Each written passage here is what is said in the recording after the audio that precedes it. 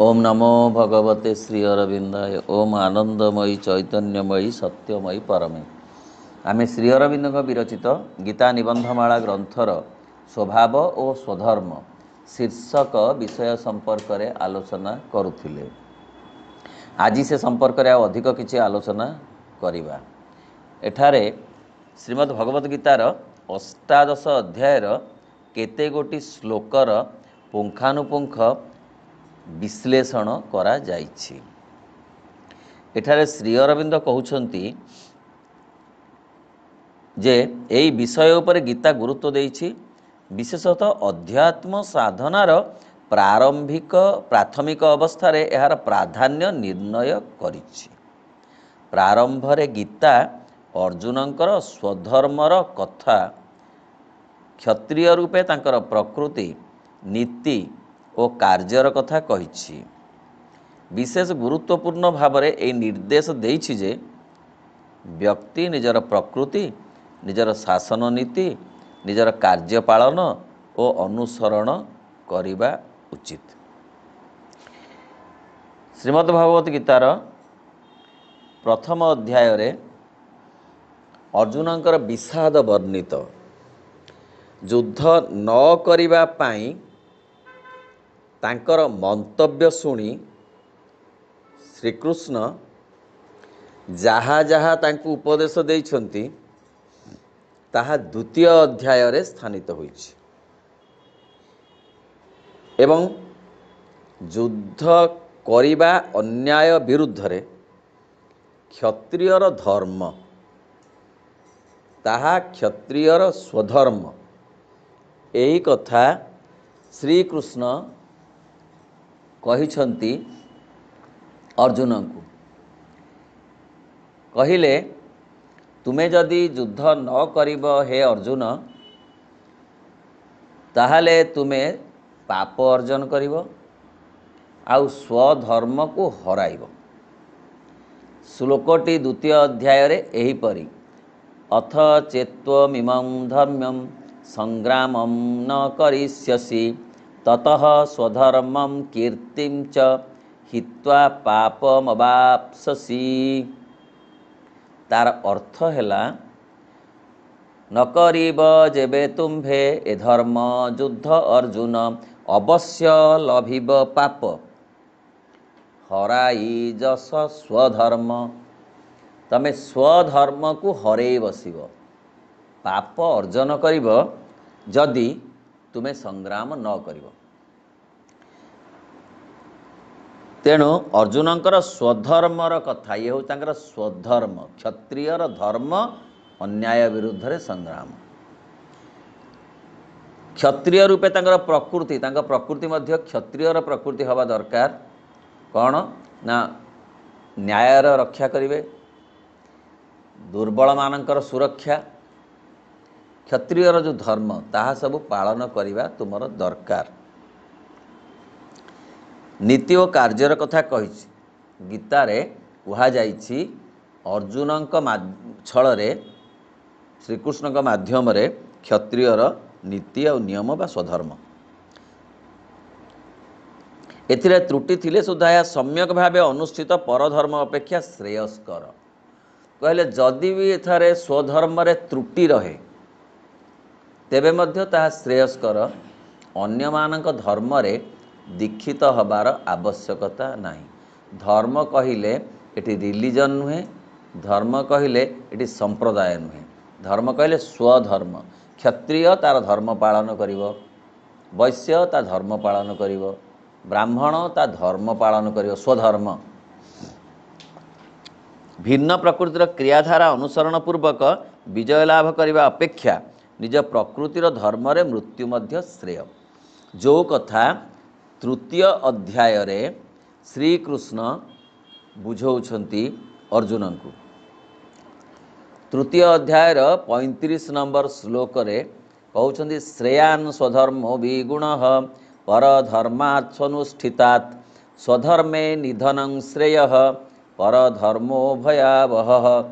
तार अर्थ हैला सगुण परधर्मरु निर्गुण स्वधर्म श्रेय, स्वधर्मे निधन श्रेय परधर्म भयावह।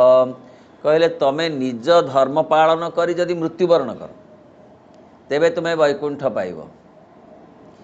जदि स्वधर्म पालन न करी तमे दिग्विजय कर ताहले तुम्हें नरकगामी हब। तेणु परधर्म तमर जहाँ धर्म नुहे ताकू तमे ग्रहण कर नाही।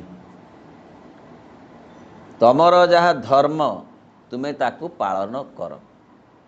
तुमर ताहा नियत कर्म बोली कहा जाउछि। ताहा तुम पाई अवश्य कर्तव्य बोली कहा जाउछि। अपर व्यक्तिर प्रकृतिर धर्म अनुसरण करवा व्यक्तिर आत्मा पक्षर विपज्जनक अर्थात ताहार विवर्तनर स्वाभाविक धारार यह विरोधी। स्वधर्म पालन कले कौन हब ना चेतनार विकास हब। विवर्तन ताहा चाहे विवर्तन चाहूची व्यक्ति चेतनार विकास फलरे ताहा विश्व चेतनारे रूपांतरित हब। पुनश्च ताहा विश्वातीत चेतनारे परिवर्तित हब।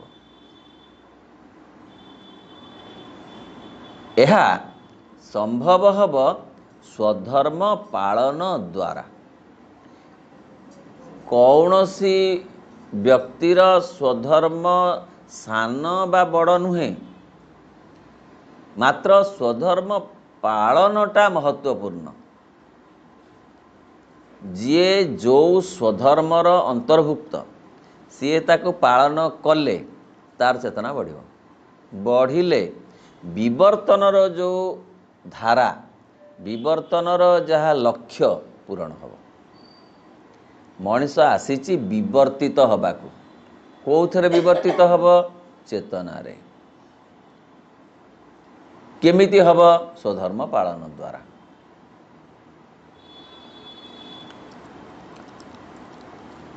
यह व्यक्ति उपर एक जंत्रवत आरोपित विषय हुए सुतरां बाहर आनीत एक कृत्रिम प्रभाव हुए। तेणु आत्मार महत्व उपलब्धि दिगरे व्यक्तिर क्रमवर्धन पक्षरे यह निष्फल हुए। तेणु बाहर प्रभाव अन्य स्वधर्मर प्रभाव विवर्तन धारारे नब नाही। ताहा चेतनार क्षति घटेब बरं निज धर्म पालन करी अग्रगति करिबा क्षतिग्रस्त हेले मध्य सेथिरे अग्रगति हब चेतना स्तर रे। तेणु आत्मार महत्व उपलब्धि दिगरे व्यक्तिर क्रम विवर्धन पथरे यह निष्फल हुए। व्यक्तिर निज सत्ता मध्यरु जहाँ प्रकाशित हुए ताहा ही यथार्थ स्वच्छंद प्रकाश ताहा ही अकृत्रिम कर्म धारा।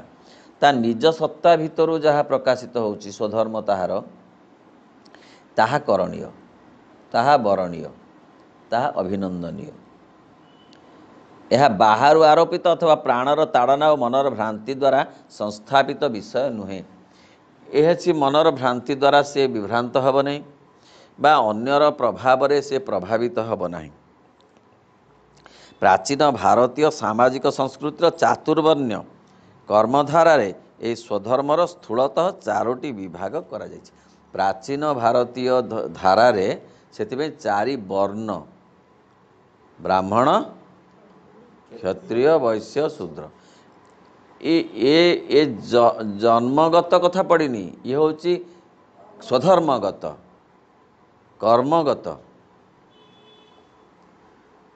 से ही प्रथा एक भगवत विधान संगत अर्थात गुण और कर्मर विभाग अनुसार मो द्वारा सृष्ट होइछि बोली श्रीकृष्ण कहते मु सृष्टि करिछि चारि प्रकार स्वधर्मी।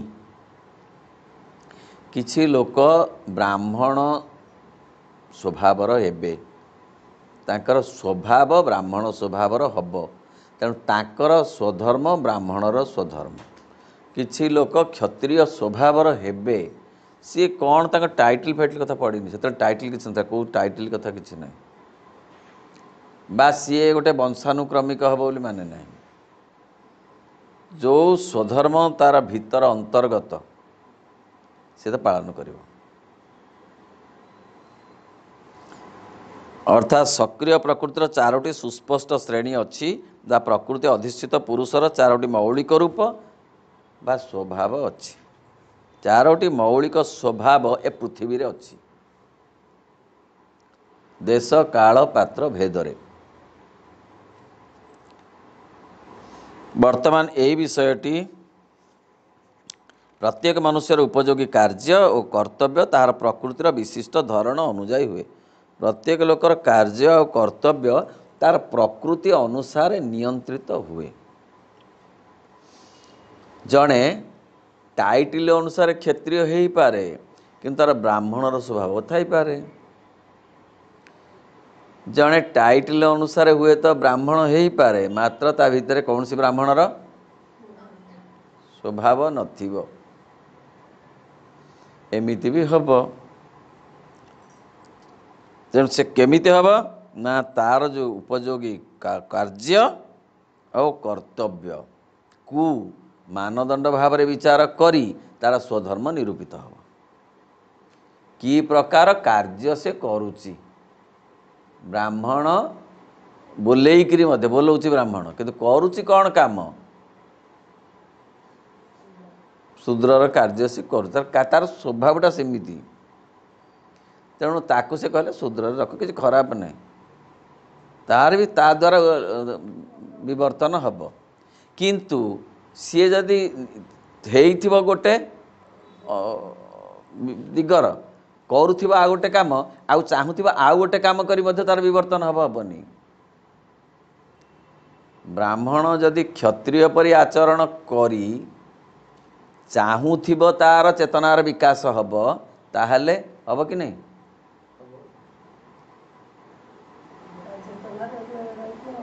ମୁଁ ଆଉ ଥରେ କହୁଛି, ବ୍ରାହ୍ମଣ ହୋଇ ଯଦି କ୍ଷତ୍ରିୟର କାର୍ଯ୍ୟ କରୁଥିବ ବା କର୍ମ କରୁଥିବ, ତାହେଲେ ତା ଚେତନାର ବିବର୍ତ୍ତନ ହେବ କି ନାହିଁ?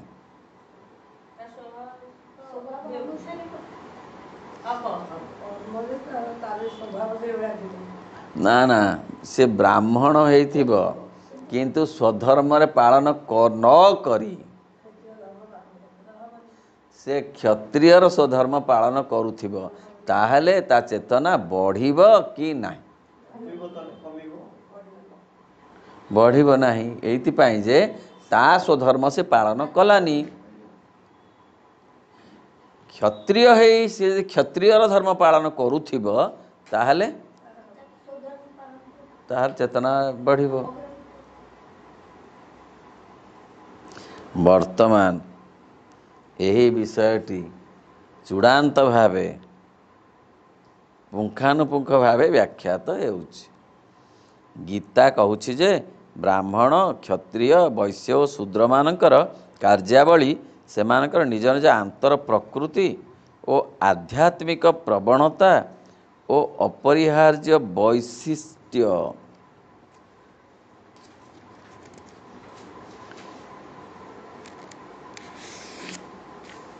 ସ୍ୱଭାବଜାତ ଗୁଣାନୁସାରେ ପୃଥକ ହୋଇଥାଏ। କହିଲେ ଗୀତା ଅନୁସାରେ ବ୍ରାହ୍ମଣ, କ୍ଷତ୍ରିୟ, ବୈଶ୍ୟ, ଶୂଦ୍ର 4 ପ୍ରକାର ସ୍ୱଧର୍ମୀ ଅଛନ୍ତି ପୃଥିବୀରେ। ସେମାନଙ୍କର ନିଜ ନିଜ, ସେମାନେ କାହିଁକି ସ୍ୱଧର୍ମୀ ଗୋଟେ ଗୋଟେ ଦିଗରେ? ନା ତାଙ୍କର ଗୋଟେ ଆନ୍ତର ପ୍ରକୃତି ଅଛି, ଭିତରେ ଗୋଟେ ପ୍ରକୃତି ଅଛି। ସେ ପ୍ରକୃତିଟା ସମସ୍ତଙ୍କର ଅଲଗା ଅଲଗା। ଯେତେ ମଣିଷ ସେତେ ପ୍ରକୃତି। ଆଉ ଆଧ୍ୟାତ୍ମିକ ପ୍ରବଣତା, ଆଧ୍ୟାତ୍ମିକ ପ୍ରବଣତା କହିଲେ ଯାହାକୁ ଆମେ ବୁଝୁଛୁ ଯେ ସିଏ ଜଣେ ଶୂଦ୍ର ମଧ୍ୟ ଆଧ୍ୟାତ୍ମିକ ପ୍ରବଣତାର ଅଧିକାରୀ ହେଇପାରିବ। କାରଣ ସିଏ ଯେଉଁ ସେବା କରିବାର ମନୋଭାବ ତାର ଅଛି, ସେବାଟା ସେ କରି ଭଗବାନଙ୍କ ସେବା କରୁଛି ବୋଲି ଭାବିଲେ ତାର ଆଧ୍ୟାତ୍ମିକ ପ୍ରବଣତା ଅଛି ବୋଲି ଜାଣିବା। କ୍ଷତ୍ରିୟ ସେମିତି ଅନ୍ୟମାନଙ୍କର ସୁରକ୍ଷା, ସମାଜର ସୁରକ୍ଷା। ବୈଶ୍ୟ ସେମିତି ବାଣିଜ୍ୟ ବ୍ୟବସାୟ କରିବ, ଦୂରରୁ ଜିନିଷ ଆଣି ପାଖରେ ଦେବ, ପହଞ୍ଚେଇବ, ଲୋକଙ୍କର କ'ଣ ସିଏ ଗୋଟେ ଉପକାର ନୁହେଁ କି? ହେଲେ ସେଇଟାକୁ ସେବା ହେଲାନି କି? ମାନବ ସେବାକୁ ମାଧବ ସେବା ଭାବରେ ଭାବି ଯଦି ସିଏ କରେ, ଚେତନା ବଢ଼ିବ। ସେ ଯଦି ଲାଭ ଲାଳସା ମୋର ଲାଭ ହେବ, ସେଇଟା ଅଲଗା କଥା, ଚେତନା ସେଥିରେ ଗଲା। ତେଣୁ ଆଧ୍ୟାତ୍ମିକ ପ୍ରବଣତା ସବୁଠି ଅଛି। ଖାଲି ଘଣ୍ଟି ବଜେଇଲେ ଆଉ ଯେଉଁ ଯଜ୍ଞ କଲେ ଆଉ ଯେଉଁ ଶ୍ରାଦ୍ଧ କଲେ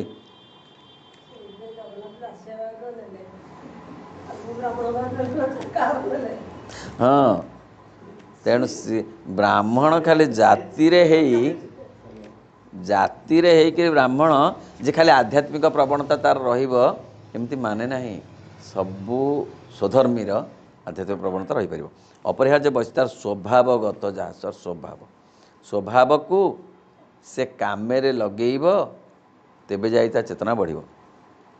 ସମ, ଦମ, ତପସ୍ୟା, ସୁଚିତା, ସହନଶୀଳତା, ସରଳତା, ବିଜ୍ଞାନ, ଆସ୍ତିକ୍ୟ ଏହିସବୁ ବ୍ରାହ୍ମଣଙ୍କର କର୍ମ। ବ୍ରାହ୍ମଣମାନେ ଏଇ ଗୁଣ ଦ୍ୱାରା ଚିହ୍ନିତ ହେବେ। ପଇତା ପକେଇଲେ ବ୍ରାହ୍ମଣ ସମସ୍ତେ ହେଇଯିବେ ବୋଲି ମାନେ ନାହିଁ। ଟାଇଟଲ ଥିଲେ ବ୍ରାହ୍ମଣ ହେଇଯିବେ ବୋଲି କିଛି ମାନେ ନାହିଁ। କେଉଁ ଗୁଣ ସମ ରହିବ। ସମ ଅର୍ଥ ତାଙ୍କର ସ୍ଥିର, ତାଙ୍କର ସମାନ ନାଇଁ, ସେ ସମ ନୁହେଁ। ତାର ସମଭାବ ଅର୍ଥ ତାର ଟିକେ ନରମ ଭାବ, ଶାନ୍ତ ଭାବ। ଦମ, ଦମନ, କ୍ରୋଧକୁ ଦମନ କରିପାରୁଥିବ, ଈର୍ଷାକୁ ଦମନ କରିପାରୁଥିବ, ହିଂସାକୁ ଦମନ କରିପାରୁଥିବ। ତପସ୍ୟା କରୁଥିବ ଅର୍ଥ ସେ କୌଣସି ଗୋଟେ ତପ ଲାଗି ରହିଥିବ ଗୋଟେ କଥା। ଆଉ ସୁଚିତା ତାର ଗୋଟେ ପବିତ୍ରତା ଥିବ। ସହନଶୀଳତା, ସରଳତା, ବିଜ୍ଞାନ ବିଶେଷ ଗୋଟେ ତାର ଜ୍ଞାନର ଆଗ୍ରହ ଥିବ, ଜାଣିବାର ଜିଜ୍ଞାସା ଯାହାକୁ ଆମେ କହୁଛୁ। ଆସ୍ତିକତା ଗୋଟେ ତା ଭିତରେ ଗୋଟେ ପଜିଟିଭ୍ ଥଟ୍ ଗୋଟେ ଥିବ। ଇଏ ହେଉଛି ବ୍ରାହ୍ମଣଙ୍କର କର୍ମ। ଏହା ତାଙ୍କର ସ୍ୱଭାବଜାତ। ସ୍ୱଭାବ ତାଙ୍କର। ଯେଉଁମାନଙ୍କର ଅର୍ଥ ଏଇ କଥା ଅଛି, ସେ ଯେଉଁ ଟାଇଟଲ ହେଇଥାନ୍ତୁ ପଛକେ ତାଙ୍କୁ ବ୍ରାହ୍ମଣ ବୋଲି କୁହାଯିବ। ସେ ଆମେ ତାକୁ କହୁ କି ନ କହୁ, ତାଙ୍କୁ କିନ୍ତୁ ଭଗବାନ କହିବେ ଏଉଟି ବ୍ରାହ୍ମଣ ସ୍ୱଧର୍ମୀ। ତାର ଏଇସବୁ ଗୁଣ ଅଛି ତା ଭିତରେ। ଆଉ ଶୌର୍ଯ୍ୟ, ତେଜ, ଦୃଢ଼ ସଂକଳ୍ପ, ଦକ୍ଷତା, ଯୁଦ୍ଧରେ ଅପରାଙ୍ଗୁମୁଖତା, ଦାନ ଏବଂ ଈଶ୍ୱର ଭାବ ଏହିସବୁ କ୍ଷତ୍ରିୟର ସ୍ୱାଭାବିକ କର୍ମ। କେତେ ସୁନ୍ଦର ଭାବରେ ବୁଝେଇ ଦେଇଛନ୍ତି ଶ୍ରୀ ଅରବିନ୍ଦ। କହିଲେ ଆଉ ଅଲଗା ଅଲଗା ଗୁଣ, ଶୌର୍ଯ୍ୟ, ସୁରଭାବ, ସୁର ମାନେ ବୀର ଭାବ, ବୀରତ୍ୱ, ଧର ଅସ୍ତ୍ର କର ରଣ ବୋଲିକିରି ସେ କହିବେ। ବ୍ରାହ୍ମଣ କହିବେ ଅସ୍ତ୍ର ନ ଧରି କେମିତିକା କ'ଣ କରି ତାକୁ ବାଟ କର। ହଁ, ଶୌର୍ଯ୍ୟ, ସୁରଭାବ, ବୀରଭାବ, ତେଜିଆନ, ଦୃଢ଼ ସଂକଳ୍ପ ଗୋଟେ ବଡ଼ ଜିନିଷ। କ୍ଷତ୍ରିୟର ରାଜ୍ୟ ଜୟ କରିବି। ସେଇଥିପାଇଁ କହନ୍ତି ଯେ କ୍ଷତ୍ରିୟ ରାଜା ହେଲେ ରାଜ୍ୟର ମଙ୍ଗଳ ଆଉ ରାଜ୍ୟ ବଢ଼େ। ଆଉ ବ୍ରାହ୍ମଣ ଯଦି ବାଇଚାନ୍ସ ରଜା ହୁଏ ହବନି। ଯଦି କେତେବେଳେ କୌଣସି କାରଣରୁ ବ୍ରାହ୍ମଣ ରଜା ହେବେ, ସେ ରାଜ୍ୟ ବଢ଼ିବ ନାହିଁ। ସେଥିପାଇଁ କୁହାଯାଉଛି ଆମର ଲୋକ କଥାରେ, ବ୍ରାହ୍ମଣ ରଜା ଖଣ୍ଟ ପରଜା, ଦହଡ଼ ଆମ୍ବିଳ ଶୀତଳ ଭଜା, ସଖୀ ବଡ଼ ମନ୍ଦ ଏ।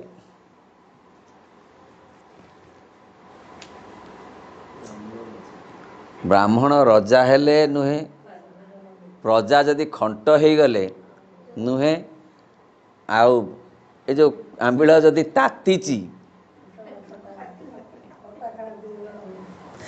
ସିଏ ନୁହେଁ, ଆଉ ଭଜା ଯଦି ସକାଳର ସେ ଜମା ଗରମ ହେଲାନି ରାତିକି ଖିଆ ହବ।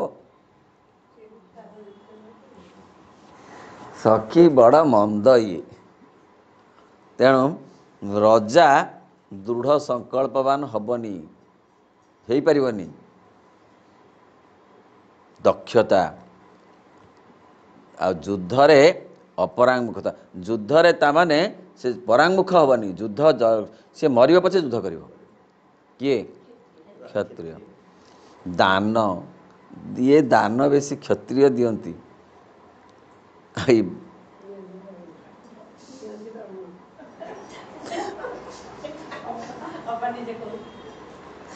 ବ୍ରାହ୍ମଣ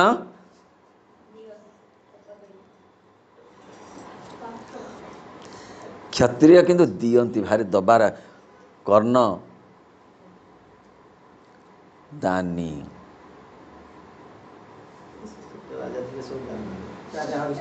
ସମସ୍ତେ ଦାନୀ କ୍ଷତ୍ରିୟ ମାନେ ଦାନୀ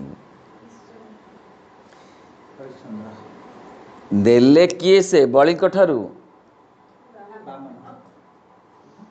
ବଳି ହଉଛନ୍ତି ଦାନୀ ବଳି ବ୍ରାହ୍ମଣ ନୁହେଁ ମ ଯିଏ ନେଲେ ବାମନ ବାମନ କୋଉ ଭାବରେ ନେଲେ ବ୍ରାହ୍ମଣ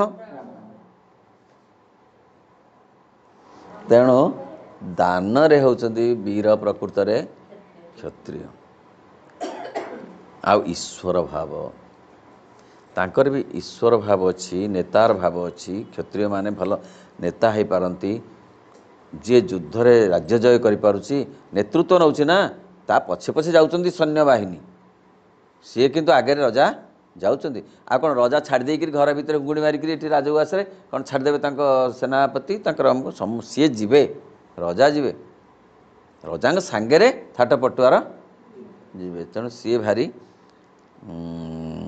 ତାଙ୍କର ବି ଗୋଟେ ନେତାର ଭାବ ଏସବୁ କ୍ଷତ୍ରିୟର ସ୍ୱାଭାବିକ କର୍ମ କୃଷି କର୍ମ ଗୋପାଳନ ବାଣିଜ୍ୟ ଓ ଶିଳ୍ପ କର୍ମ ଏସବୁ ବୈଶ୍ୟର ସ୍ୱାଭାବିକ କର୍ମ କୃଷି କରିବା ଗୋପାଳନ ବାଣିଜ୍ୟ ବ୍ୟବସାୟ ଏସବୁ ସର୍ବବିଧ ପରିଚର୍ଯ୍ୟାମୂଳକ କର୍ମ ଶୂଦ୍ରର ସ୍ୱାଭାବିକ କର୍ମ ସମସ୍ତଙ୍କର ସେବା କରିବା ସେବାରେ ତାଙ୍କର ଚେତନାର ବିକାଶ ହୁଏ କାରଣ ସେବାରୁ ଆନନ୍ଦ ସେମାନେ ପାଇଥାନ୍ତି ଅଧିକନ୍ତୁ ଭଗବତ ସେବା ବୋଲି ଭାବି ସେମାନେ କଲେ ଆହୁରି ବେଶୀ ତାଙ୍କର ଚେତନାର ବିକାଶ ହୁଏ ସେବା କିଛି କମ୍ କଥା ନୁହେଁ ସେବାର ମନୋଭାବ ନେଇ ସେବା କଲେ ଯେଉଁ ଆତ୍ମତୃପ୍ତି ମିଳେ ତାହା ଅନ୍ୟତ୍ର ଦେଖାଯାଏ ନାହିଁ ତେଣୁ ସେବା ଭାବଟା ହେଉଛି ପବିତ୍ର ଭାବ ସେବା ଗୋଟେ ଭାବ ସେବା ଗୋଟେ ଚାକିରି ନୁହଁ ସେବା ଗୋଟେ ବିଦ୍ୟା ନୁହେଁ ସେବା ଗୋଟେ ଡିଗ୍ରୀ ନୁହେଁ ସେବା ହେଉଛି ଗୋଟେ ଭାବ ସର୍ବବିଧ ପରିଚର୍ଯ୍ୟାମୂଳକ କଲା ତତ୍ପରେ ଗୀତା ପୁନରାୟ କହିଛନ୍ତି ଯେ ଯେଉଁ ବ୍ୟକ୍ତି ଜୀବନରେ ନିଜର ସ୍ୱଭାବାନୁରୂପ କର୍ମ କରନ୍ତି ସେ ଆଧ୍ୟାତ୍ମିକ ପୂର୍ଣ୍ଣତା ଲାଭ କରନ୍ତି ନିଜର ସ୍ୱଭାବ ଅନୁସାରେ ଯିଏ କର୍ମ କରନ୍ତି ସ୍ୱଭାବ ଧର ଶାନ୍ତ ସ୍ୱଭାବ ବ୍ରାହ୍ମଣର ସ୍ୱଧର୍ମ ତା ପାଖରେ ଅଛି ବୋଲିକି ସ୍ୱଭାବ ଆଉ ସ୍ୱଧର୍ମ ଇଏ ଗୋଟେ ମୁଦ୍ରାର ଦୁଇ ପାଖ ଯିଏ କ୍ଷତ୍ରିୟ ସ୍ୱଭାବର ତାହେଲେ ସ୍ୱଧର୍ମ ହେଉଛି ତାର ମଧ୍ୟ ସେମିତି ବୀରତ୍ୱ ସେମିତି ତେଣୁ ସ୍ୱଧର୍ମ ଅନୁସାରେ ଏ ସ୍ୱଭାବ ଅନୁସାରେ ସ୍ୱଧର୍ମ ନିରୂପିତ ହେବ ସିଏ ଆଧ୍ୟାତ୍ମିକ ପୂର୍ଣ୍ଣତା ଲାଭ କରନ୍ତି ତେଣୁ ବ୍ୟକ୍ତି ସ୍ୱଭାବ ଅନୁସାରେ ସ୍ୱଧର୍ମ ପାଳନ କରି ସିଏ ପୂର୍ଣ୍ଣତା ଲାଭ କରେ ଅବଶ୍ୟ ଏହା ସେ କେବଳ କର୍ମ ଯୋଗୁଁ ଲାଭ କରନ୍ତି ନାହିଁ ମାତ୍ର ସେ ଯଦି ଯଥାୟଥ ଜ୍ଞାନ ଓ ଯଥାୟଥ ପ୍ରରୋଚନା ଦ୍ୱାରା ଉକ୍ତ କର୍ମ କରନ୍ତି ଖାଲି କର୍ମ କଲେ ହେବ ବୋଲି ନୁହେଁ ସେ ଯେଉଁ ଭାବରେ କର୍ମ କରିବେ କିଏ ଯିଏ ଯେଉଁ ସ୍ୱଧର୍ମର ଅନ୍ତର୍ଭୁକ୍ତ କ୍ଷତ୍ରିୟ ସେଇ ଭାବ ନେଇକରି ବୈଶ୍ୟ ସେଇ ଭାବ ନେଇକରି ତା ନିଜର ଭାବ ଗୋଟେ ବୈଶ୍ୟ ଭାବ ଅଛି ନା ଶୂଦ୍ରର ଭାବ ଅଛି ସେ ଭାବ ନେଇକରି କର୍ମ କଲେ ଅଧିକ ଲାଭ ହେବ ଖାଲି ଯେମିତି ମେକାନିକାଲି କର୍ମ କଲେ କମ୍ ଲାଭ ହେବ ଯଦି ସେ ବିଶ୍ୱ ସୃଷ୍ଟିର କର୍ତ୍ତା ଭଗବାନଙ୍କର ଅର୍ଚ୍ଚନା ରୂପେ ସେହି କର୍ମ କରନ୍ତି ଏବଂ ଯେଉଁ ବିଶ୍ୱେଶ୍ୱରଙ୍କ ଠାରୁ ଜୀବମାନଙ୍କର ସକଳ କର୍ମ ପ୍ରଚେଷ୍ଟା ସୃଷ୍ଟ ହୁଏ ତାହାଙ୍କୁ ଯଦି ଐକାନ୍ତିକ ଭାବରେ ସେହି କର୍ମ ନିବେଦନ କରିପାରନ୍ତି ଯଦି ଭଗବାନଙ୍କ ସାଙ୍ଗରେ ଲିଙ୍କ ରଖି ସ୍ୱଭାବ ଅନୁସାରେ ସ୍ୱଧର୍ମ ପାଳନ କରୁଥାନ୍ତି ତାହେଲେ ତାଙ୍କର କ'ଣ ହେବ ନା ସିଏ ନିବେଦନ କରିପାରିବେ ସେ କର୍ମ ଭଗବାନଙ୍କୁ सकल प्रचेष्टा सकल कर्म और सकल प्रकार कर्तव्य सामान भाव में कर्मार्पण द्वारा उत्सर्गीकृत हो पाए सबू कर्म सेमतिका उत्सर्गीकृत हो पार ताद्वारा आमर जीवन आमर अंतर बहिर्देश विराजित भगवान के उद्देश्य आत्मनिवेदन में परिणत हो पाए आत्मनिवेदन सेतेबेले होई पारिबो जेतेबेले व्यक्तिटीए स्वभाव अनुसार स्वधर्म को पालन करिपारिबो फल सी कौन कर ना भगवान निकटरे कर्म को समर्पण करिपारिब कर्म को समर्पण करू करू आत्मसमर्पण पर्यंत जाइपारिब समर्पण हठात आत्मसमर्पण रे परिणत हबनी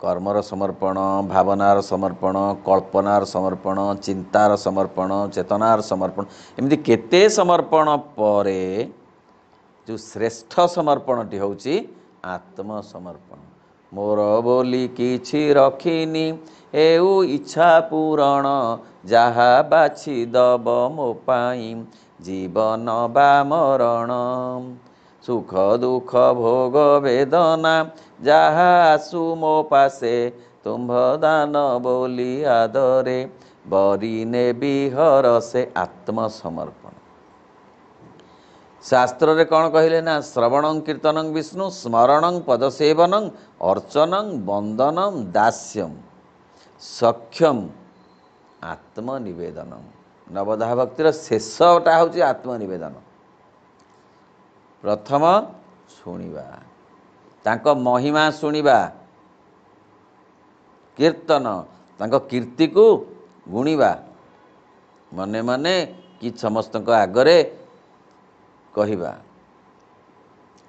कहले कौन जदि तुम्हें तुम अधिक लोकों पाखे अच्छ भगवान को गुण कीर्तन कर नाई जदि तुम एका अच्छ भगवान से कथबार्ता हो यही हूँ तुम काम एका थिले भगवान के संगे कथबार्ता एकाकी भाव ना निजको भगवान अच्छा कथबार्ता हो खाइबा डाकुची सी खाई गले चादर घोड़ी देली संगे कथबार्ता हो ना गहली अच्छ गुण कीर्तन कर श्रवणं कीर्तनं विष्णु स्मरण सदाबले स्मरण रख स्मरणं पद सेवनं पाद सेवा तुम्हें कर अर्चना कर तांकर वंदना गाओ तांकर दासत्व स्वीकार कर से मालिक बोली भाव घरर मालिक पृथ्वीर मालिक मो निजर व्यक्तिगत स्तर रे मालिक बोली भाव दास्य भाव तांको मालिक भाविले निजको दास बोली भाविबो तापर भाविबो टिके आउ अधिक हेले से मोर सखा मोर बंधु तमेव पिताश्च तमेश बंधुश्च सखा तेणु तुम बंधु भाव तापर आसीबो तापर जाइके आत्मनिवेदन कथा पड़िबो सबु तमर सबु तमे तेणु 8टा स्टेज पारी हेले 9म स्टेज रे आत्मनिवेदन पड़े तेणु ये स्वभाव अनुसार स्वधर्म पालन करिवे एवं भगवान को ताहा निवेदन करिवे स्वकर्म को से चेतना रे विकसित होई आत्मनिवेदन स्तर पर्यंत जाइपर जड़े ब्राह्मण भी जाइपर जड़े क्षत्रिय भी जाइपर जड़े वैश्य भी जाइपर जड़े शूद्र मध्य जाइपर सकल प्रचेष्टा सकल कर्म और सकल प्रकार कर्तव्य समान भाव में यहपरि कर्मार्पण द्वारा उत्सर्गीकृत हो पारे किंतु व्यक्ति पक्षर अस्वाभाविक कर्म जदिच ताहा उत्कृष्ट रूपे संपादित हुए एवं कौन सी बाह्य और कृत्रिम रूपादर्श अनुसार ताहा उत्कृष्टतर बोध हुए अथवा ताहा व्यक्तिर जीवन में अधिकतर कृतकार्यता दिगरे पथ देखाए तथापि ताहा व्यक्तिर आत्मिक विकास पथर एक निकृष्ट पथ कहले नाई सी जदि निजर धर्म स्वधर्म गोटे पटे सी करुची कार्य आ गोटे पटे ताहले कौन हम अस्वाभाविक कर्म हो जो कर्मटा हम ब्राह्मणर ଭାବ କିନ୍ତୁ କରୁଛି ଇଏ ଯେଉଁ କାମ ହେଉଛି ଶୂଦ୍ର ହେବନି। ଶୂଦ୍ରର ଭାବ କିନ୍ତୁ ବୋଲଉଛି ବ୍ରାହ୍ମଣ ହେବନି। କ'ଣ ହେବ ନା ସେ ପୁଣି ଯଦି ଉତ୍କୃଷ୍ଟ, ସେ ବହୁତ ଭଲ, ସମସ୍ତେ କହିଲେ ଚମତ୍କାର କାମ କରୁଛି, ବଢ଼ିଆ ଏମସ, ହେଲେ ମଧ୍ୟ ଚେତନା ବଢ଼ିବନି।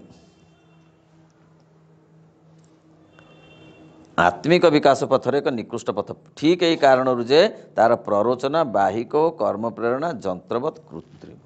ସେ ବାହାର ଚାକଚକ୍ୟ ବା ନିଜକୁ ଦେଖେଇବା, ପ୍ରତିଷ୍ଠିତ କରିବା, ଯଶ ପ୍ରଶଂସା ପାଇବା ପାଇଁ ସେ ହୁଏତ ତା ସ୍ୱଧର୍ମକୁ ବାଦ ଦେଇ ଅଲଗା କାମ ସେ କରୁଛି, ତାହା ଫଳପ୍ରଦ ହେବ ନାହିଁ। ମନୁଷ୍ୟ ଯେତେବେଳେ ବ୍ୟକ୍ତିର ନିଜର ସ୍ୱଭାବ ଅନୁଯାୟୀ କର୍ମ ହିଁ ଶ୍ରେୟସ୍କର, ଯଦିଚ ଅପର କୌଣସି ଦୃଷ୍ଟିକୋଣରୁ ତାହା ଦୋଷାବହ ବୋଲି ମନେ ହୋଇପାରେ। ଯିଏ ଭୁଲ କହୁ ଠିକ ହଉ, ତାର ସ୍ୱଧର୍ମ ଅନୁସାରେ ଯଦି ସେ କାମ କରୁଛି ତାହେଲେ ସେ ଠିକ୍। ମନୁଷ୍ୟ ଯେତେବେଳେ ସତ୍ୟ ଅଭିପ୍ରାୟ ଘେନି ଏବଂ ନିଜର ପ୍ରକୃତିର ଧର୍ମ ଅନୁସରଣ ପୂର୍ବକ କାର୍ଯ୍ୟ କରେ, ସେତେବେଳେ ଯେକୌଣସି ପାପ ଓ କଳଙ୍କର ଭାଗିଦାର ହୁଏ ନାହିଁ। ସେ କହିଲେ ଯିଏ ଯାହା କହୁ ତାକୁ ପାପ ଆସିବନି। କେତେବେଳେ ନା ତାର ପ୍ରକୃତିର ଯେଉଁ ଧର୍ମ ସେ ଅନୁସରଣ କରି କାମ କରୁଛି, ତାକୁ ଯେଉଁ ସ୍ୱଧର୍ମ ପ୍ରକୃତି ଦେଇଛି, ଯେଉଁ ସ୍ୱଧର୍ମ ତାକୁ ଦେଇଛି, ସେ ସେଇ ସ୍ୱଧର୍ମ ଅନୁସାରେ ସେ କାମ କରୁଛି। ତାକୁ ଯଦି କ୍ଷତ୍ରିୟର ସ୍ୱଧର୍ମ ଦେଇଛି, କ୍ଷତ୍ରିୟ କାମ କରୁଛି।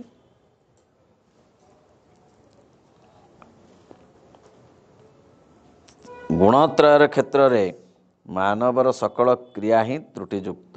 ମାନବର ସକଳ କର୍ମ ଦୋଷ ତ୍ରୁଟି ଅସାମର୍ଥ୍ୟର ଅଧୀନ। କିନ୍ତୁ ସେଥିନିମିତ୍ତ ଆମମାନଙ୍କର ନିଜର କର୍ମ ଓ ପ୍ରକୃତିଗତ କାର୍ଯ୍ୟକଳାପ ପରିତ୍ୟାଗ କରିବା ଉଚିତ ହେବ ନାହିଁ। କହିଲେ ହଁ, ଗୁଣ ତିନିଟା, କାହାର କେଉଁ ପ୍ରକାର ଗୁଣ? କିଏ ତାମସିକ ଗୁଣର ଅଧିକାରୀ, ତାର ପ୍ରକୃତି ସେହିପରି, ତଦନୁସାରେ ତାର ସ୍ୱଭାବ, ତଦନୁସାରେ ତାର ସ୍ୱକର୍ମ। ତେଣୁ ଇଏ ସବୁ ହେଉଛି ନିୟନ୍ତ୍ରିତ।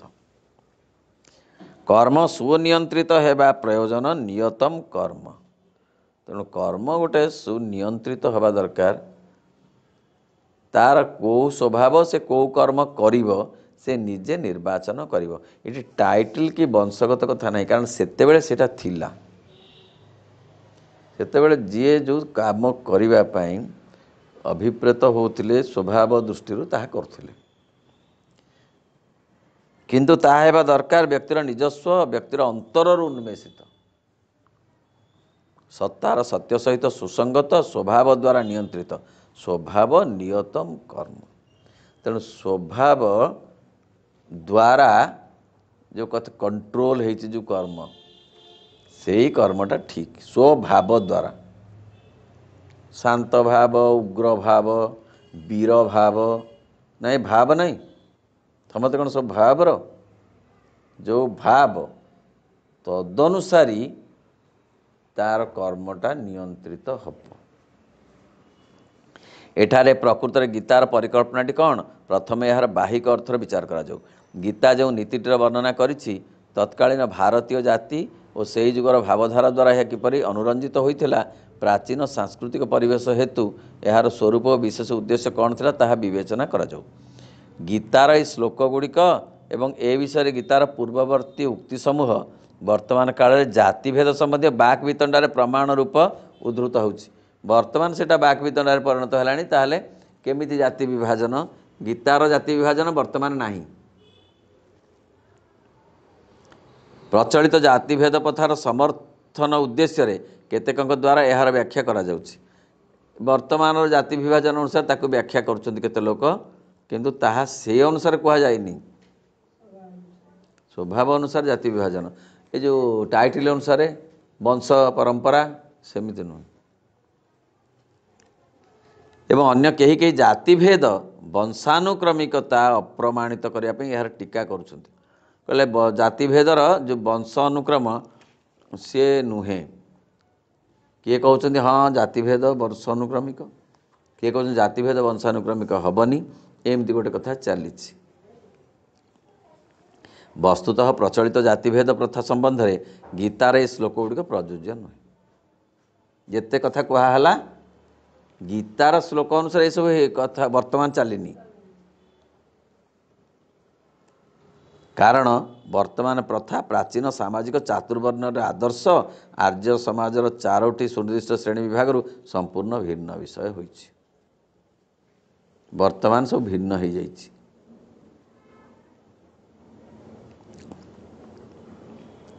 एवं गीतार वर्णना सहित वर्तमान प्रथार कौन संपर्क ना कृषि गोपालन एवं सकल प्रकार वाणिज्य व्यवसाय एठारे वैश्यर कर्म बोली कहा जाउछि मात्र परवर्ती कालर जातिभेद प्रथारे वाणिज्य व्यवसाय और गोपालन व्यवसाय सहित संपृक्त व्यक्ति श्रमशिल्पी क्षुद्र कारीगर और अन्यान्य वृत्ति नियुक्त बहु लोक शूद्र श्रेणीभुक्त होइछन्ति। कौन बेपार जे कर समस्त खाली वैश्य शूद्र व्यवसाय करना ब्राह्मण कौन बेपार करना कि कथा समस्ते सबू कले। परवर्ती जुगरे अर्थनीतिमूलक कर्म विभाजन रे एपरी विशृंखल अवस्था सृष्टि होइछि जे तार आउ संशोधन कौन संभावना ना आउ संशोधन करी हबो कि किए आसी कहूँ कि तुम्हें ब्राह्मण लोक तुम्हें कौन आलू गोदाम रे अछ चलाओ थाना को तुम्हें घंटी बजाउन कहीं ना कौठी बजेबी बुली बुली बजेब तुमर काम तुम पचार तुम बुली बुली कौन बजाउच ना मोर काम ये डाकू कि न डाकू तुमको तुम्हें बुली बुली घर द्वार द्वार द्वार बुलिक घंटी बजेब जी पचार कह ब्राह्मण घंटी बजाऊ आलू बेपार छाड़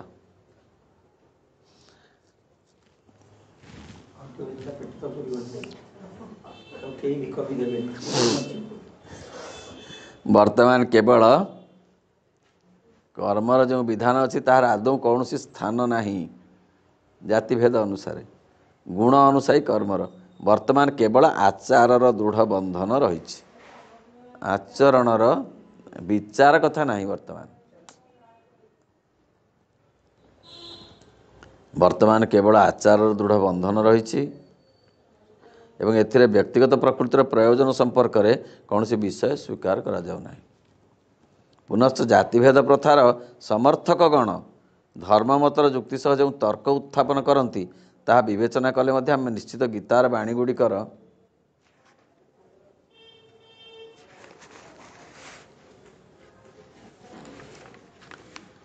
अद्भुत अर्थ करिपारू ना जे मनुष्य तार व्यक्तिगत प्रवृत्ति और सामर्थ्यर विचारण करी तार पितामाता बा निकट बा दूर पूर्वपुरुषंक वृत्ति अनुसरण करिब अर्थात गोपालर पुत्र गोपाल हेब डाक्तर पुत्र डाक्तर हेब चर्मकार वंशधर माने आबहमान काल चर्मकार रहिबे यह है ताहार स्वधर्म माने वर्तमान एमती होइछि। पुनश्च व्यक्तिगत प्रेरणा और व्यक्तिगत प्रकृतिर धर्मर कौन हिसाब न रखी यहीपरि निर्बोध और गतानुगतिक भाव में परधर्मर पुनरावृत्ति द्वारा व्यक्ति स्वतः पूर्णता लाभ दिगरे अग्रसर हेब एवं अध्यात्म मुक्ति लाभ करिब।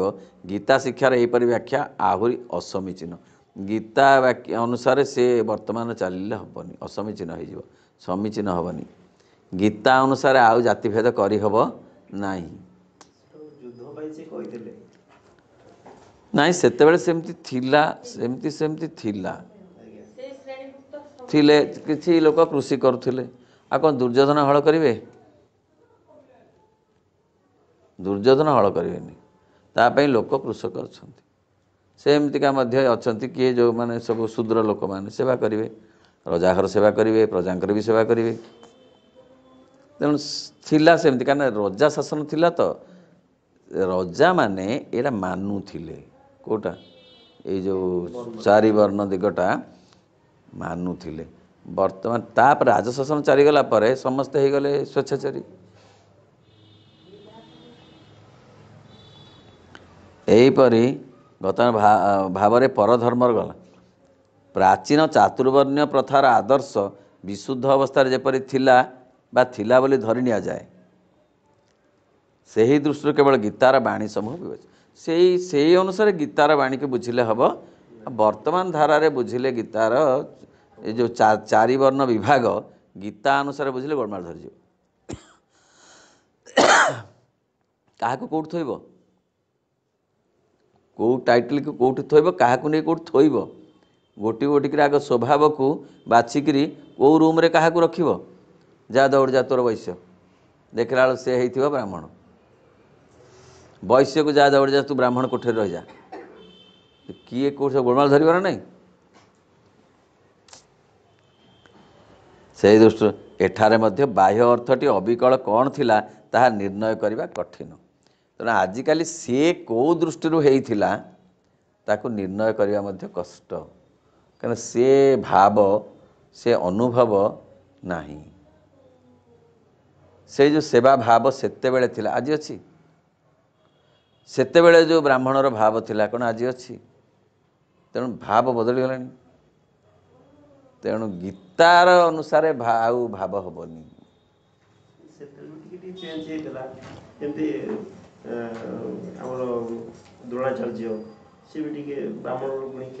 हाँ करथिले ब्राह्मण हे मध्य से अस्त्र शिक्षा दौले टिके टिके दौले ग्रहण करा जायतिला कारण से एक्सीलेंट थिले बोली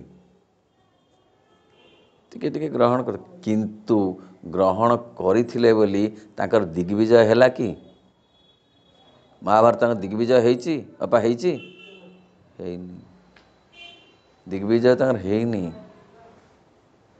से शरविद्ध होती कष्ट भी पाई कारण से प्रकृति ब्राह्मण हेई मध्य तांक स्वधर्म से पालन करना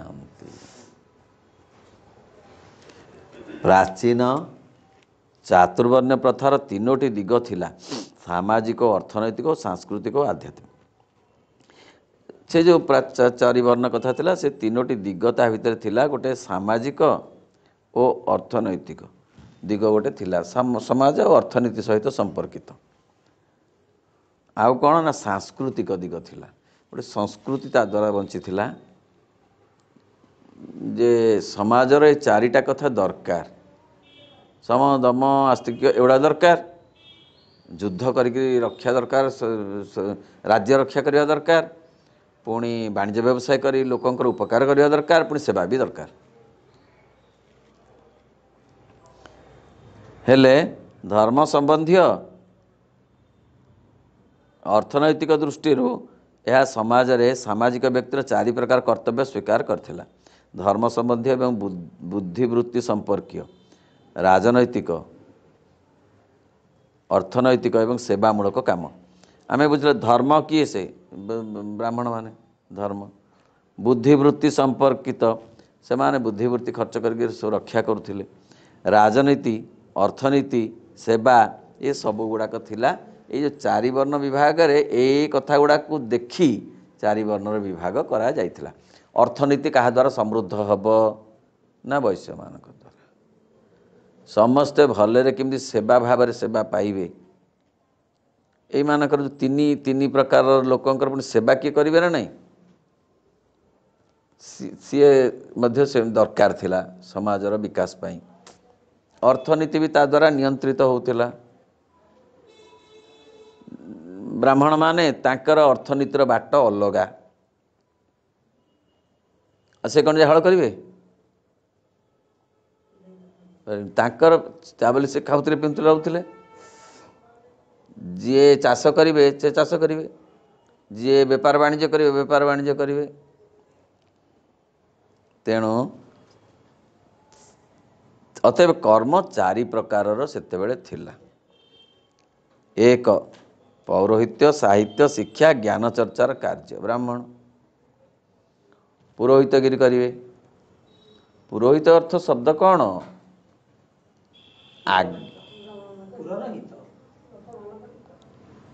नाई नहीं नाई पुर माने आगे जी आगे आगे जाती पछरे आसुथिबा लोकंकर हित चिंता करी करी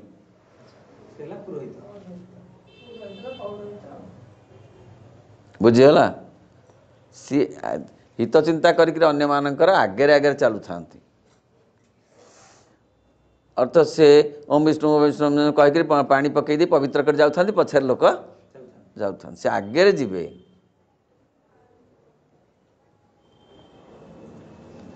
साहित्य साहित्य कहे शिक्षा देवे लोक शिक्षा ज्ञान चर्चा करेंगे ये हेले प्रत्येक कहार ब्राह्मणकर कार्य राज्य शासन राजनीति राष्ट्र परिचालना और युद्ध संपर्कीय कर्म कहार क्षत्रिय तीन उत्पादन अर्थ उपार्जन एवं पण्य विनिमय वैश्य मान श्रमिक और परिचारकर कर्म शूद्र श्रम करिवे से माने एवं परिचारकर काम सब करिवे सेवा करिवे चारोटी सुनिर्दिष्ट श्रेणी मध्य ये चारि प्रकार कर्म बंटन करने द्वारा समग्र समाज व्यवस्था सुप्रतिष्ठित करिवार उद्यम करा जायथिला। यही प्रथा केवल जे भारतर वैशिष्ट्य था ता नुहे सामाजिक क्रम विवर्तन गोटे अवस्था यह केतक पार्थक्य सह अन्य प्राचीन और मध्ययुगीय सामाजिक संगठन में प्रभाव विस्तार करथिला।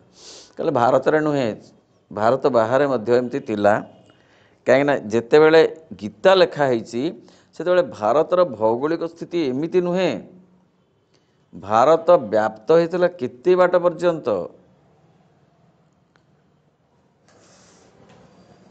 गांधारी गांधार देश आसते अफगानिस्तान सी समस्त ये भारत भूखंड आमे जो कहूँ रामचंद्र लंका जय कले बोले पासपोर्ट कौ संस्था तांको देला पशिगले आग तो बंदी करिया कथा तांको समुद्र डेई तुमर जो टेरिटोरी डेईकरी तुम आसिल किमिति हनुमान को तो बांधी पकेले से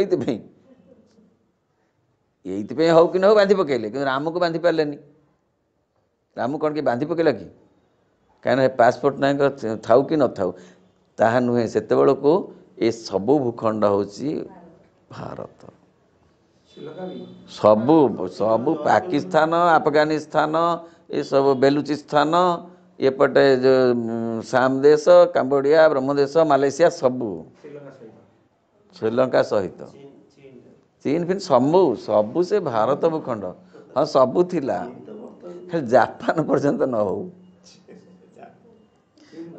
हाँ से भूखंड जाक सबू एक भारत वर्ष थिला तेणु रामचंद्र को पासपोर्ट पड़िला नहीं लंका जावा बेलू गोटे देश गांधार आसवा गांधारी की पड़िलानी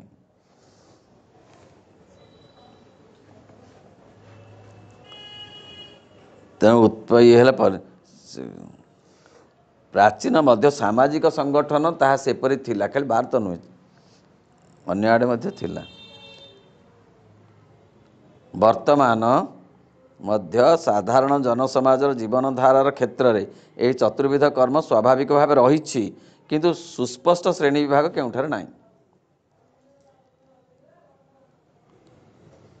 प्राचीन प्रथाटी सर्वत्र भांगी पड़िथिला एवं ताहार स्थान रे आसीथिला एक अधिकतर शिथिल अवस्था किंबा गोटे विशृंखल जटिल सामाजिक कठोरता एवं अर्थनैतिक अचलतार अवस्था आस्ते आस्ते सब बदलीगला जेपरी भारत में घटी जहाँ परिशेष विशृंखल जातिभेद प्रथार अप्रकृष्टता प्राप्त हो वर्तमान जो विभाजन से विभाजन ठीक भाव में कार्यकारी होनी किए कौन टाइटल किए कौन काम करते गोलमाल हो जड़े ब्राह्मण सी शूद्रर काम कले से काम ठीक हम ना होनी जड़े शूद्र सी कहूँ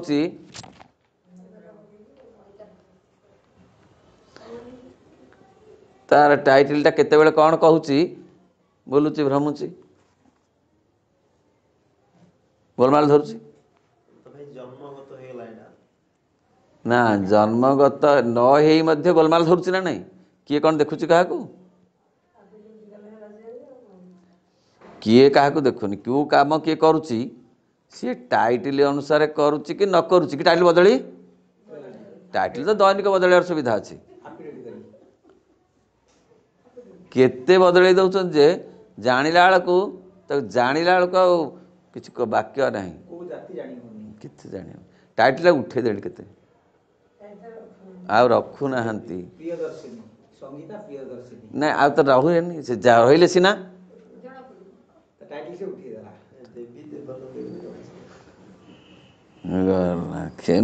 एत गोलमाल धरची जे से आउ सजाड़ी हबनी यही प्रकार अर्थनैतिक पृथकीकरण सहित गोटे सांस्कृतिक आदर्श संयोग घटी जहाँफल प्रत्येक श्रेणी निमित्त धर्ममूलक आचार व्यवहार श्रेणी मर्यादार विधान नैतिक विधि उपयुक्त शिक्षा और प्रशिक्षण व्यवस्था विशिष्ट चरित्रवत्ता वंशगत आदर्श परिवार मध्य नियमानुवर्तन ये सब थिला माने भल होता से कहते आगुरी समाज ठीक भाव चलता बर्तमान विशृंखला चला कहीं कहारी भितर कौन सी प्रकार श्रृंखला नहीं कि भावना चेतना ठीक नहीं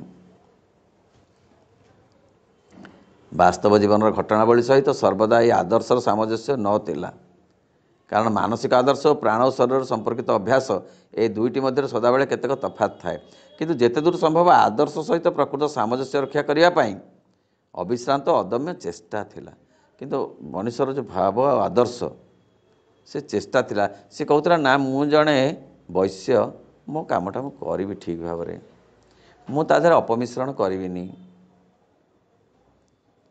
एटा भगवत कार्य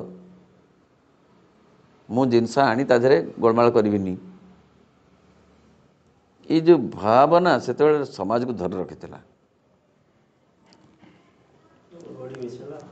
जो सांस्कृतिकता आदर्श परिवेश सृष्टि करता ताहार गुरुत्व अधिक थिला किंतु अतीत समाज विवर्तन इतिहास यार जो मूल्य थिला ताहा वर्तमान ताहा व्यतीत वर्तमान समय यार कौन सी सार्थकता नहीं वर्तमान किसी सार्थकता नहीं सामाजिक सार्थकता नहीं सांस्कृतिक सार्थकता नहीं आध्यात्मिक सार्थकता नहीं को बागेरे हेले सार्थकता वर्तमान नहीं सब खाली कलंकित विशृंखलित केमिति केमिति एवं भारत रे परिशेष रे जोठारे प्रथा प्रचलित थिला सेठारे यह धर्म मत द्वारा अल्पाधिक समर्थित होता धर्म माने मोरटा धर्म धर्म माने संप्रदाय नुहे ये जो मानविकता द्वारा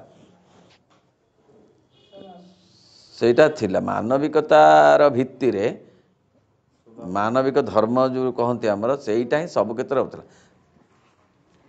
ब्राह्मण भी तार मानविक धर्म रखी शूद्र भी तार मानविक धर्म रखी प्राच्य देश रे अधिक थिला प्राच्य देश रे यूरोप अति सामान्य भाव में थिला एवं भारत में यह एक गभीरतर आध्यात्मिक उपयोगिता और विशेष उद्देश्य दि जाता किंतु भारत वर्ष रे यही कथा उपर बहुत गुरुत्व दि जाता आध्यात्मिकता उपरे प्रत्येक कर्म भगवत कर्म से सेवा हो कृषि हो वाणिज्य हो बा ये जो समदम शास्त्र साहित्य जहाँ हो ये सबू तिला भगवान को भित्ति करी भगवान को सेवा करुच्ची बोली भावुथिले शूद्र माने भगवान को कार्य करुच्ची बोली वैश्य माने भावुथिले भगवत कार्य करुच्ची बोली क्षत्रिय माने भावुथिले आ भगवत कार्य करुच्ची बोले ब्राह्मण माने विचार करुथिले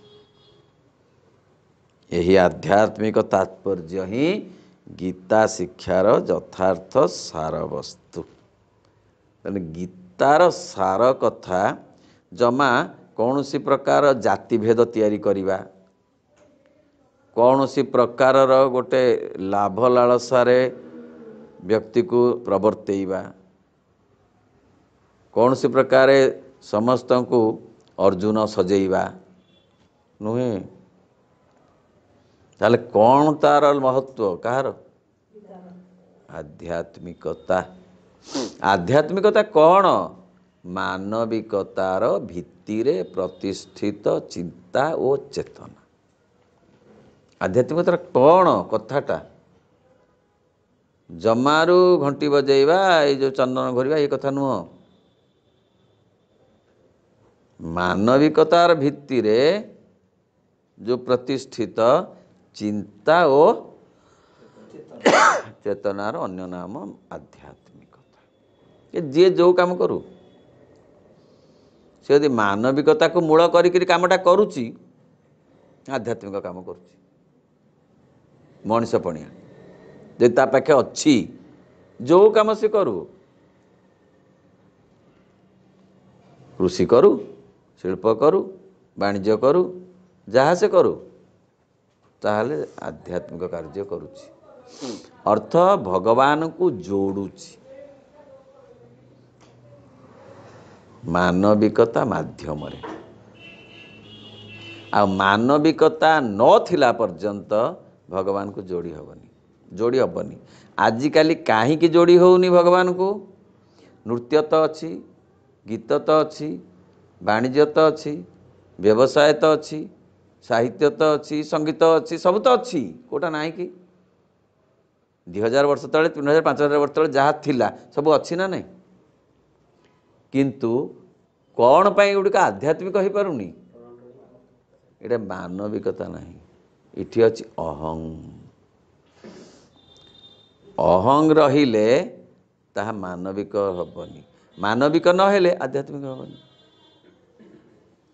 तेणु तो श्री अरविंद एकदम मूल कथाटा धरिचंती जहा तांको आगरू केही समय आसी नथिला बोली एक कथाटा कही नथिले कि कर नथिले बुद्धदेव कही कामनार विनाश ठीक कि तत्काल पाई ताहा ठीक थिला वर्तमान पाई ता श्री अरविंद कहले renunciation of ego and acceptance of God in life is yoga I teach no other renunciation कहले जोग कहले मु या बुझी वर्तमान लाटेस्ट डेफिनेशन होची जोगर या आगुरु केते डेफिनेशन अछि केते भारतवर्ष रे जोगर केते डेफिनेशन अछि श्री अरविंद और मांकर जो डेफिनेशन अबाउट जोग इज डिफरेंट एंड लाटेस्ट कौन सेटा ना इगोटा को माइनस कर तमें जहाँ खाऊच जहाँ पिंधुच जहाँ करुच ता कर जा आगुरु जोग कहले अलगा प्रकार या खाइबनी ता पिंधिबनी ता कहबनी ता एतिके बेले स्नान करिवो चक्का पकईकि ओह पद्मासन ठीक है भूल नहीं जोग करिव जदि तुम्हें पद्मासन न पकई पारिब रिजेक्टेड प्राचीन जोगरे आग जा पद्मासन अभ्यास कर ना पारुनी जे पारला पर्यंत रह तुम आस एडमिशन पचर नब तुम ये बैच हेनी कहीं हेनी आज्ञा ना मुझे पद्मासन पकई पारुन ना काटुची ना जो ठीक लगे आसो कौ जोग अनुसार श्री अरविंद कहले किसी ना तुम लंब हो जोग करूना असुविधा कौन ना मुझे गोड़ हाथ लंबे जोग कर केते लाटेस्ट कथा नृत्य अच्छी रहिबो नृत्य रो माइनस कर दियो अहं नृत्य रहिबो सब रहिबो ए होची श्री अरविंदकर जोग जो जहार प्रचार नहीं सिना किंतु जीए आसीछंती से माने स्वतःस्फूर्त भाव रे आत्मार आह्वान रे आसीछंती एवं तांको निर्वाचन करा जायछि बोली से माने आछंती he who chooses the divine न्याय रे नहले आसी पारिबे नाही ए जोगर गोटे आकर्षणी शक्ति अच्छी चुंबकीय शक्ति सी समस्त को टाणीबनी किछि लोकं को टाणीब कारण श्री अरविंद कहउछंती मु सन्यासी बैरागी बाबाजी तैयारी करने को आसी नाही मु मठ प्रतिष्ठा करने को आसी नाही मु ଗୁରୁ ହବାକୁ ଆସିନାହିଁ। ମୁଁ କେବଳ ଶକ୍ତିଶାଳୀ ଆତ୍ମାମାନଙ୍କୁ ବିଶ୍ୱଲୀଳାରେ ସହଯୋଗ କରିବା ପାଇଁ ଡାକିଛି ମାତ୍ର, ସହଯାତ୍ରୀ ହୋଇ ତାଙ୍କ ସାଙ୍ଗରେ ଚାଲିବା ପାଇଁ। ଓମ୍ ନମୋ ଭଗବତେ ଶ୍ରୀ ଅରବିନ୍ଦାୟ। ଓମ୍ ଆନନ୍ଦମୟୀ ଚୈତନ୍ୟମୟୀ ସତ୍ୟମୟୀ ପରମେ।